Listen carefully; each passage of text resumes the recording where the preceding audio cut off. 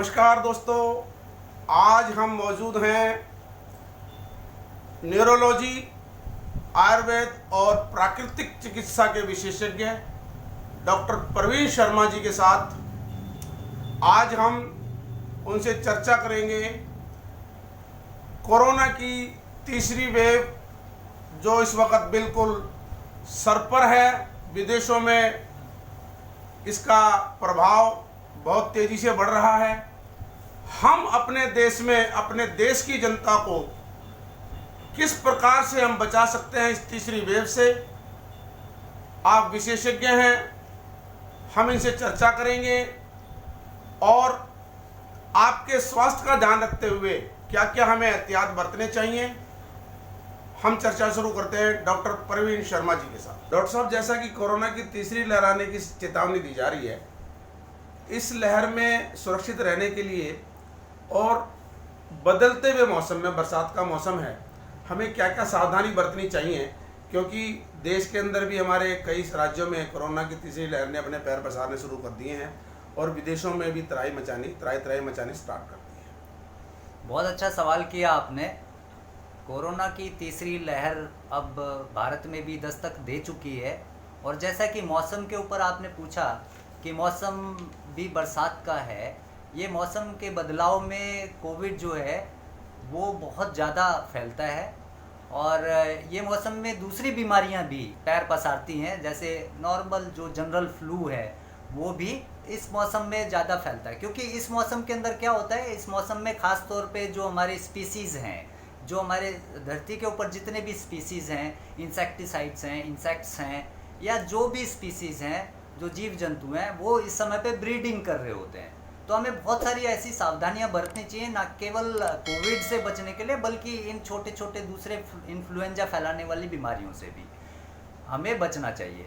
तो सबसे पहले कोविड के ऊपर बात कर लेते हैं कि कोरोना से बचने के लिए इसमें जो जिसको मेगा लहर कहा जा रहा है, इससे बचने के लिए हमें सबसे पहले तो जो जनरल उपाय है वो तो हमें करना ही चाहिए। जैसे कि आप अगर कहीं घर से बाहर जाते हैं तो आपको मास्क ज़रूर पहनना चाहिए, आपको लोगों से दूरी बना के रखनी चाहिए, कम से कम आपको 2 मीटर 3 मीटर की दूरी बना के रखनी चाहिए। सार्वजनिक जितने भी हमारे जो पब्लिक प्लेसेस हैं उनके ऊपर आपको भीड़ नहीं लगानी है। जहां आपको लगे कि यहाँ पे रश है, भीड़ है, बहुत एक दूसरे से धक्का मुक्की होने के चांसेस हैं, वहाँ उस स्थान पर जाने से बचें और बहुत ही ज़रूरी हो तो ही आप घर से ज़्यादा इधर उधर रहें, नहीं तो अपने घर में रहें। और सावधानियां बरतें कि खान पान में भी और आप रहन सहन में भी। मास्क सबसे ज़्यादा ज़रूरी है, मास्क और सैनिटाइजिंग, ये दो चीज़ें आपको जो डीजर्मिनेट करती हैं, जिन चीज़ों से आप साफ़ सफाई का खास ध्यान रखें। आपने आसपास में कूड़ा करकट नहीं आप जमा होने दें।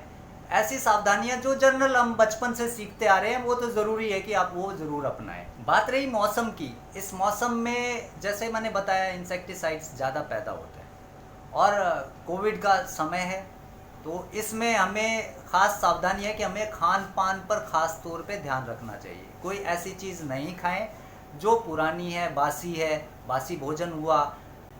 बुजुर्ग और बच्चों को और हर उम्र के लोगों को क्या क्या सावधानी बरतनी चाहिए, इस पर कुछ प्रकाश डालिए आप। हाँ देखिए, जो हमारा इंडियन कल्चर है उसमें हम जॉइंट फैमिलीज़ में रहते हैं, जिसमें कि हम अपने पेरेंट्स को भी साथ में रखते हैं और हमारे बच्चे तो हमारे साथ होते ही हैं। तो हमें ख़ास तौर पे सावधानियाँ यहाँ के कॉन्टेक्स्ट में रखनी चाहिए। जैसे कि पहले भी बताया, बहुत ही जनरल सी सावधानियाँ हैं कि संपर्क में नहीं आए तुरंत। जैसे अभी कोई हमारे घर में काम करने वाले लोग हैं, वो बाहर जाते हैं क्योंकि वो काम तो करना ही पड़ेगा। अब वो जैसे घर में एंटर करते हैं तो तुरंत ना तो बच्चों से मिलें और ना ही वो बुज़ुर्गों के पास बैठें।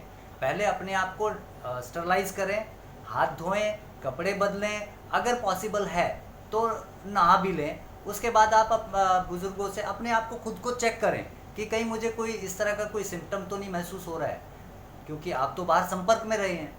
तो ये सावधानियाँ ज़रूर रखनी चाहिए। बुज़ुर्गों से भी ये रिक्वेस्ट है कि वो बहुत ज़्यादा इधर उधर ना जाएं। जैसे बुज़ुर्गों का भी है कि अभी लॉकडाउन चल रहा था तब तो पार्क बंद थे, घूमना भी बंद था। अब क्योंकि सब कुछ खुला हुआ है तो इसमें क्या है कि बुज़ुर्ग जो ज़्यादातर अपने एक टीम बना के बुज़ुर्गों के साथ में अपने रिटायर्ड लोग जो बैठते हैं उनके साथ में बैठ के गपशप किया करते थे, कुछ प्राणायाम किया करते थे, कुछ एक्सरसाइजेस किया करते थे, सैर करने जाया करते थे। तो थोड़ा दूरी वो मेंटेन बना करके चलें। बच्चों से भी ये उनको भी हिदायत दी जानी चाहिए कि वो भी बिना मास्क के बाहर ना जाएं, क्योंकि बच्चे तो खेलने से मानेंगे नहीं, वो खेलेंगे और बच्चे एक दूसरे के साथ संपर्क, उनको बहुत ज़्यादा समझ होती नहीं है, उनको समझाने का काम भी हम सभी लोगों के ऊपर ये दायित्व आता है। तो वो भी बहुत जल्दी से बहुत तेज़ी से इस चीज़ को हमें प्रमोट करना चाहिए, बच्चों को भी समझाना चाहिए। और अब तो क्योंकि काफ़ी समय हो गया है, अब बच्चे भी कुछ समझते ही हैं, लगभग 80% बच्चे इन चीज़ों को समझते हैं, क्योंकि हम खुद देखते हैं, अपने एक्सपीरियंस से हम देखते हैं कि बच्चे भी काफ़ी अब एजुकेटेड हो गए हैं इस मामले को लेकर। अक्सर देखा गया है कि कोरोना का नाम आते ही लोग बहुत जल्दी घबरा जाते हैं, इस पर आप क्या कहेंगे? हाँ बिल्कुल, क्योंकि ये एक ऐसी महामारी थी जिसने ना केवल हिंदुस्तान में बल्कि इसने पूरे विश्व के अंदर तबाही मचाई। बहुत लोगों ने अपनी जान दी, बहुत लोग इसमें चले गए। तो डर तो मामूली सी बात है कि डर तो सब में होना चाहिए, जिसको अगर थोड़े से सिम्टम्स भी नज़र आते हैं, चाहे वो कोरोना के ना हो, लेकिन अगर थोड़ा सा फ्लू हुआ, जुकाम हुआ, हल्का सा बुखार हुआ तो उसको भी हम कोरोना मान लेते हैं। ऐसा नहीं करना चाहिए। पैनिक होना बिल्कुल भी ठीक नहीं है, पैनिक नहीं होना चाहिए। इसके अंदर हमें एक चीज़ का खास ध्यान रखना चाहिए कि जो हमें ये हुआ है, हमने अपने पिछले 24 घंटे में ऐसे क्या काम किए हैं जिसकी वजह से हमें ये हो सकता है। क्योंकि देखिए बरसात का मौसम है, अभी बरसात का मौसम है, और जब ये बरसात का मौसम नहीं था तभी भी लोग घबरा जाते हैं। घबराना नहीं है, अपने माइंड को डाइवर्ट कीजिए, अपनी दूसरी संभावनाओं को देखिए कि हमें और क्या हो सकता है कोरोना के अलावा। नॉर्मल फ्लू भी कोरोना जैसा ही होता है। तो आप ज़रूर इसके लिए अपने आप को घबराने ना दें, अपना माइंड डाइवर्ट करें, अपने डॉक्टर से, अपने चिकित्सक से सलाह ज़रूर करें और उनको अब तुरंत ये बताएं कि हमें कैसा महसूस हो रहा है। घबराने की कोई ज़रूरत नहीं है। इसमें कुछ और उपाय हैं जो मैं आपको बताऊंगा, वो मैं आपसे शेयर ज़रूर करूंगा कि इसमें हमें ख़ास तौर पे क्या करना चाहिए। जैसे अगर आपको ऐसा महसूस हो कि हमें कोविड हुआ है, तो सबसे पहले अपने आप को आइसोलेट कर लो, अपने आप को अलग कर लीजिए। आप फैमिली मेम्बर्स के साथ मिलना बंद कर दीजिए, उनको कहिए कि मुझे ऐसे सिम्टम आ रहे हैं, जब तक मैं अपने चिकित्सक से बात ना कर लूँ तब तक आप मेरे पास नहीं आना, और आप भी उनके पास जाना अवॉइड करिए। जी अच्छा, वैक्सीनेशन को लेकर के अभी भी काफ़ी लोगों के अंदर घबराहट है। बहुत से लोगों ने अभी वैक्सीन नहीं लगवाई है, और कुछ लोगों का ऐसा कहना है कि नहीं वैक्सीन लग जाएगी, लगवा लेंगे तो हमारी तबीयत ज़्यादा ख़राब हो जाएगी, और इस पे लेकर के थोड़ा सा असमंजस अभी भी लोगों में है। तो उस पर क्या कहना चाहिए? हाँ बिल्कुल ठीक कहा आपने। वैक्सीन को लेकर काफ़ी भ्रांतियाँ भी फैली हैं। मैं ये नहीं कहूँगा कि कैसे फैली हैं, मैं ये ज़रूर कहूँगा कि ये माउथ टू माउथ भ्रांतियाँ फैलती चली गई। वैक्सीन जो है वो इसकी रोकथाम के लिए बनाई गई है और इसको ज़रूर लेना चाहिए। वैक्सीन से कोई नुकसान नहीं होने वाला। वैक्सीन आपके सिस्टम के अंदर जाके आपके सिस्टम को अडेप्टेशन देगा, आपके सिस्टम के अंदर एक ऐसा इम्यूनिटी सिस्टम पैदा करेगा जो कि कोरोना जैसे इस महामारी, इस वायरस को से लड़ने में सक्षम होगा। आपके इम्यूनिटी सिस्टम के साथ मिलकर वो कोरोना से लड़ने में आपको सहायता देगा। तो वैक्सीन ज़रूर लेना चाहिए, इससे कोई नुकसान नहीं है, ना इसके कोई साइड इफ़ेक्ट है। हाँ, जैसे कि बच्चों में भी आप देखते होंगे जब BCG के टीके लगते हैं हल्का फुल्का बुखार होता है, क्योंकि आप एक वैक्सीन ले रहे हैं। वैक्सीन कोई भी लें, किसी भी तरह की, आप इसको खास वैक्सीन ये ना माने कि कोरोना की वैक्सीन से ये नुकसान हो जाएगा, बुखार आ जाता है, कमज़ोरी आ जाती है। वो तो आप किसी भी वैक्सीन को, जब हम बचपन से देखते आ रहे हैं, कोई भी वैक्सीन आप लेते हैं वो अपना प्रभाव छोड़ती है, वो अपने आप को एस्टेब्लिश करती है। जब वो अपने आप को एस्टेब्लिश करती है आपके शरीर के अंदर, तो वो कुछ ना कुछ तो आपके शरीर में बदलाव करेगी, वो अच्छे के लिए करती है। जैसे आप BCG का टीका बच्चे को लगाते हैं, आपने देखा होगा जी, बच्चे को जब BCG का टीका लगता है तो क्या होता है, सबसे पहले तो सबको ये बात पता है, सब इसके बारे में पहले से तैयार होते हैं कि बच्चे को बीसीजी का टीका लगना है, अब इसको 2 दिन बुखार रहेगा, क्या नहीं रहते? जी। तो ठीक वैसे ही कोई भी वैक्सीन आप लेते हैं तो उसका वो इम्यूनिटी सिस्टम में जब एंटर करती है तो वो अपने आप को एस्टेब्लिश करती है, जिसका नतीजा होता है कि वो हो सकता है आपको हल्का बुखार महसूस हो सकता है आपको थोड़ी कमजोरी महसूस हो, लेकिन वो टेम्परेरी है। बॉडी पेन भी होता है। हाँ, शरीर में दर्द भी होता है, जोड़ों में दर्द भी हो जाता है। जिसका जैसा इम्यूनिटी सिस्टम है, जिस तरह से उसका एडेप्टेशन है, वो वैसे ही आपके शरीर में रिएक्ट करती है और आपके शरीर को सक्षम करती है लड़ने के लिए जो ये कोविड वायरस है। इसके साथ लड़ने के लिए आपको वो तैयार करती है। तो इस वैक्सीन लेने में बिल्कुल डरना नहीं चाहिए। आप जाइए, वैक्सीन फ्री लग रही हैं और आप पेड वैक्सीन भी ले सकते हैं। आप जाइए और वैक्सीन लीजिए, और ये बहुत ज़रूरी है। अगर इस वायरस को पूरी तरह से ख़त्म करना है तो वैक्सीन आपके लिए क्या, सभी के लिए बहुत ज़रूरी है।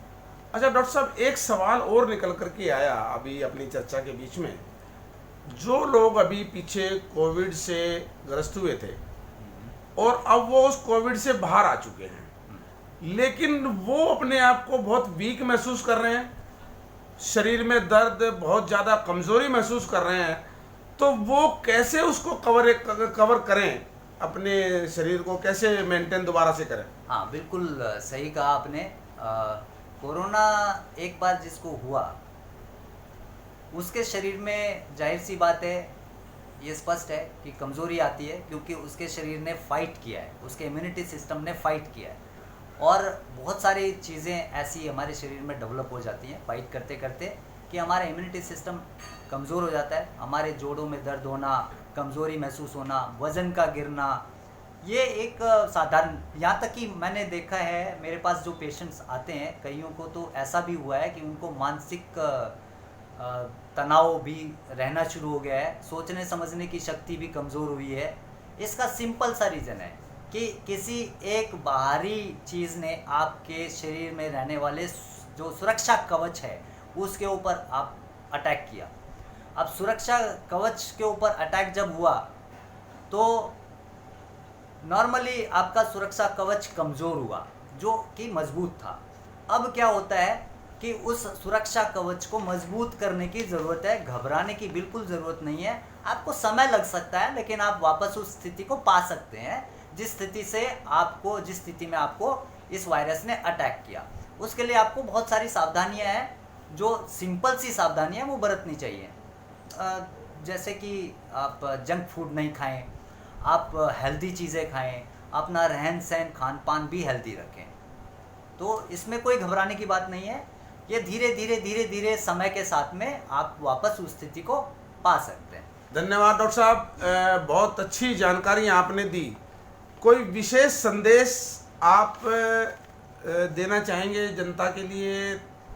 कोई आपकी तरफ से कोई टिप्स, विशेष टिप्स अगर कोई है तो कृपया वो जरूर दीजिए। देखिए, धन्यवाद आपका कि आपने आज इस विषय पर बहुत अच्छे सवाल किए, और मैं बधाई देता हूँ लोकतंत्र की आवाज़ चैनल को, जो कि इस प्रकार की सामाजिक समस्याएं, जो आम पब्लिक की समस्याएं हैं, जो बीमारी के बाद लोग लड़ रहे हैं, जो बीमारी से बचने के लिए आपने उपाय पूछे, या आप इस पर सतर्क हैं, इस पर आप प्रकाश डाल रहे हैं, इसके लिए आपका बहुत बहुत धन्यवाद। मैं ख़ास तौर पे 2-3 चीज़ें बताऊंगा कि पहली चीज़ तो पानी खूब पिए, उबाल कर ठंडा किया हो क्योंकि बरसात का मौसम है। दूसरी चीज़, जंक फूड नहीं खाएं, बाहर जाने से बचें, बहुत ज़्यादा भीड़ भाड़ वाली, अभी तो आपने देखा होगा सरकारी जितने भी हमारे ट्रांसपोर्टेशन सिस्टम है उसमें भी सोशल डिस्टेंसिंग को महत्व दिया गया है, और नॉर्मल लाइफ में भी सोशल डिस्टेंसिंग को महत्व दे रहे हैं। तो इसके पीछे कोई ना कोई तो कारण है, तो आप ये सावधानी ज़रूर बरतें। कोई भी ऐसी जगह पर बिना मास्क के नहीं जाएं जहां पर 2 या 4 लोग भी इकट्ठे हो रहे हैं, आप उनसे दूरी बना कर रखें। कोई भी चीज़ को अननेसेसरीली छुएं नहीं, जैसे चलते हुए रेलिंग छू लेना, हाँ, कहीं खड़े हैं तो वहाँ छू लेना, किसी शॉप पे गए हैं वहाँ पे भी आप किसी न किसी चीज़ को छू लेते हैं। अगर आप कोई सामान बाहर से घर में ला रहे हैं उसको सैनिटाइज़ करिए, सब्जियाँ ला रहे हैं गर्म पानी से धोइए, या जैसे भी आपको लगता है आजकल बहुत मीडिया ने बहुत कुछ इसके ऊपर बोला है, मेरे बोलने की ज़्यादा ज़रूरत नहीं है। आप सब जानते हैं कि किस तरह से इससे इस आप चीज़ों की साफ सफाई रख सकते हैं, किस तरह से आप इससे बच सकते हैं, आप वो ज़रूर करिए। तो जंक फूड नहीं खाना, बाहर ज़्यादा नहीं घूमना, बिना मास्क के बिल्कुल नहीं रहना, बार बार हाथ धोते रहिए और थोड़ा दूरी मेंटेन करके बाहर से आके तुरंत अपने घर में अपने बेड पे, सोफे पे इधर उधर नहीं बैठना। पहले अपने आप को सैनिटाइज करिए, उसके बाद आप अपने बाकी के काम करिए। तो ये आपका एक नियम बन जाना चाहिए। धन्यवाद आपका, आपने बहुत बहुत बहुत बढ़िया अपना समय दिया, आपने आज बहुत अच्छे सवाल किए, इसके लिए आपको बहुत बहुत शुभकामनाएं। बहुत बहुत धन्यवाद डॉक्टर साहब, अपना Thank you very कीमती much. समय देने के लिए। नमस्कार। तो साथियों, जुड़े रहिए हमारे साथ, हमारे चैनल को सब्सक्राइब कीजिए, लाइक कीजिए, शेयर कीजिए, कमेंट्स कीजिए। आपके द्वारा किए हुए कमेंट्स, आपके द्वारा किया गया सब्सक्राइब हमारा मनोबल बढ़ाता है। हम समय समय पर आपके सामने जानकारियां लेकर आते रहेंगे। धन्यवाद। लोकतंत्र की आवाज़, दिल्ली से RK पांचाल। जय हिंद, जय भारत।